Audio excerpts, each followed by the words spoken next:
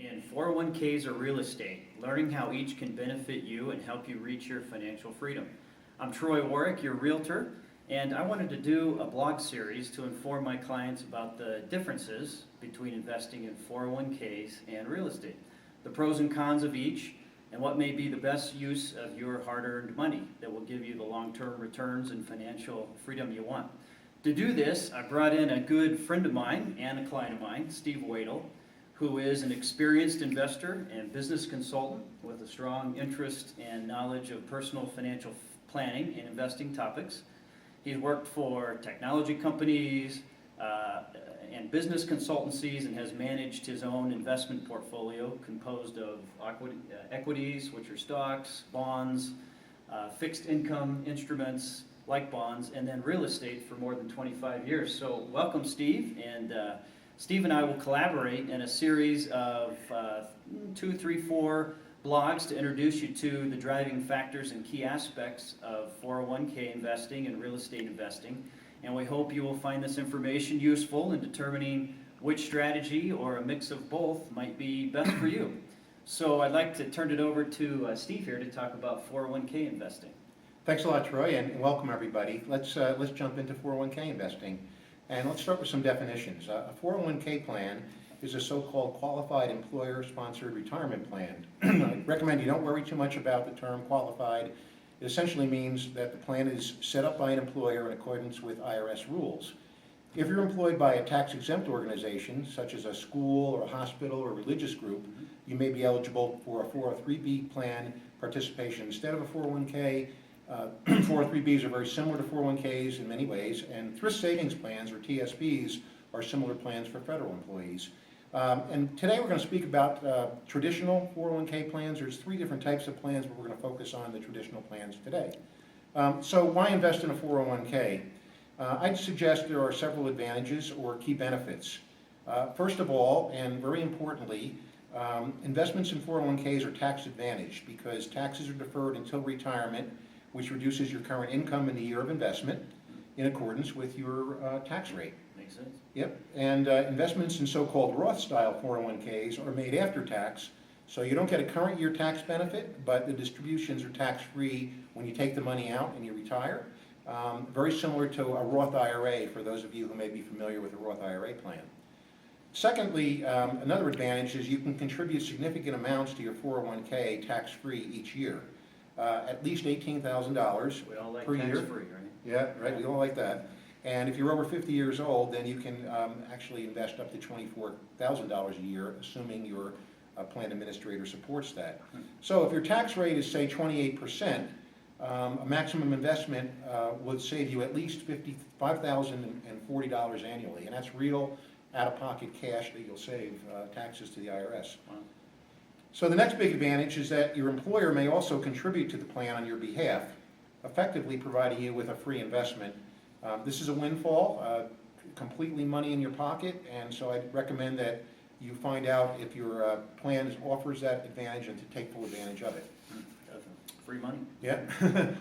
And then lastly, 401k investments generally have excellent liquidity. So this is a little bit more tricky, but what liquidity does, it provides investors with flexibility and reduces your risk. So liquidity means there's an available spot market to sell your 401k investments if you need the cash in an emergency. So you will be subject to early withdrawal penalties and market risk, but at least you can get the cash if you need it. So that liquidity is an important thing to remember when you're investing.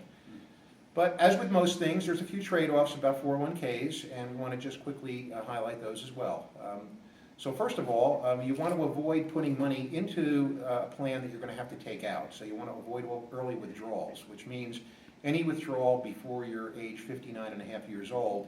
With a few exceptions, basically you want to plan to leave that money in for the duration of your career. The penalties are expensive. They're 10% of what you withdraw, and you also forfeit the tax benefit on the amount that you withdraw. So it's important to make sure you intend to leave whatever you put into the plan until you're 59 and a half years old, at least. And you can continue to make investments into your 401k until you're 70 years old.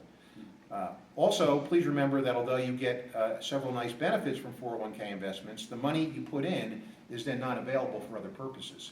So you want to make sure that you only invest a portion of your income that you don't need to cover your current household expenses. Right, makes sense. So this summarizes the key benefits and trade-offs of 401ks at a high level. And in my view, the benefits are great and something to consider, and we recommend that you learn more about them and consider them for a component of your investment portfolio. So with that, thanks very much, and let me turn it back to Troy to talk a little bit about real estate investing. Well, that's great, Steve, and excellent information. I remember my first job out of college. It was for a home builder, and they, a few weeks in, and they kind of had a big meeting and sent us into a meeting room, kind of like we're in now, and said, hey, here's our 401k plan, and here's what you can do. But it really wasn't explained very well. I mean, I figured I should do it, but I really didn't know why or how or which mutual fund I should choose or how much I should put in. So I think this is all good information, and although it may seem kind of elementary what you just went over, a lot of people don't kind of really understand the advantages and some disadvantages of it. So thanks for doing that. Appreciate it. So now let's talk about real estate investing and what it is. So real estate investing is when you acquire a property for investment purposes, either to rent it out or to fix it up immediately and sell it. Let's primarily focus on rental investing, though, for what we're doing here today. More billionaires are made in the U.S. from owning real estate than anything else, and there's a good reason. Owning investment properties can be a fantastic way to, of course, build wealth by having someone else pay your mortgage and hopefully create monthly cash flow you didn't have before. You can buy investment properties one of two ways, either by paying cash, number one, or by leveraging your purchase, which is with a mortgage.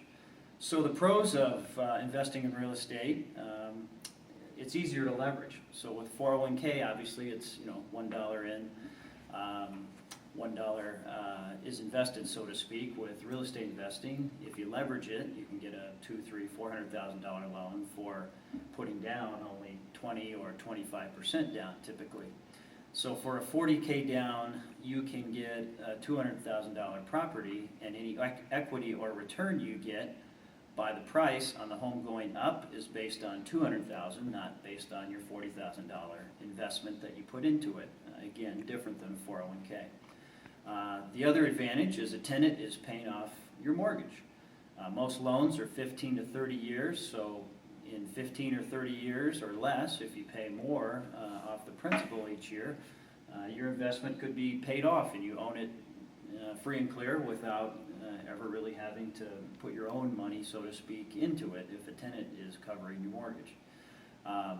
So you make money in two ways. One, by building long-term wealth by owning historically appreciating asset.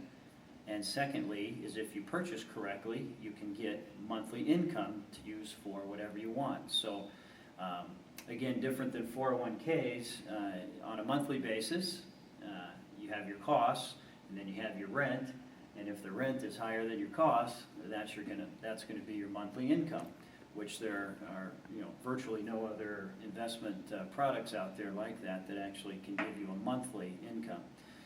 You do have federal tax advantages and write-offs you can take when you own properties, which can potentially lessen your tax burden.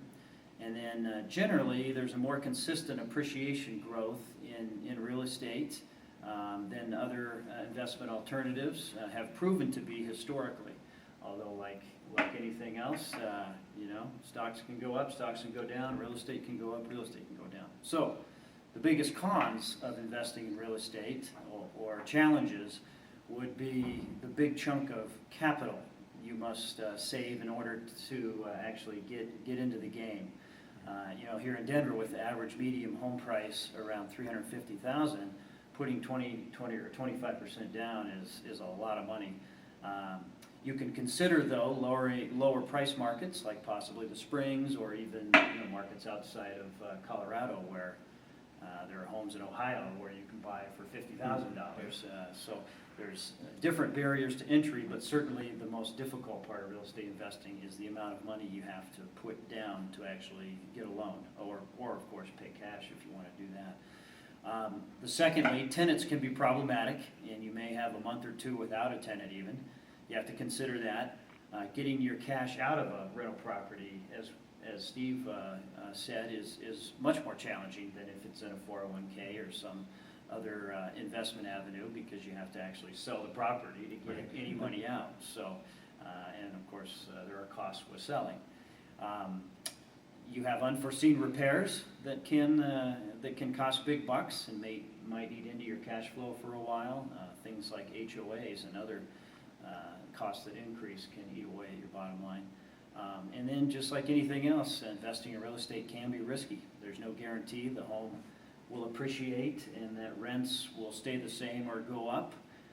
We can see what historical trends have been, but no one can foresee. Blips here and there sometimes. Yeah, absolutely, blips here and there. So that kind of is an overview of both 401k investing and real estate investing. And then in our next blog, we're going to explain how you evaluate a real estate investment property and what are some good things to look out for. So I know it's been a little long, but I hope you enjoyed it. I hope you watched it, and we hope to see you next time. Thank you. Thanks.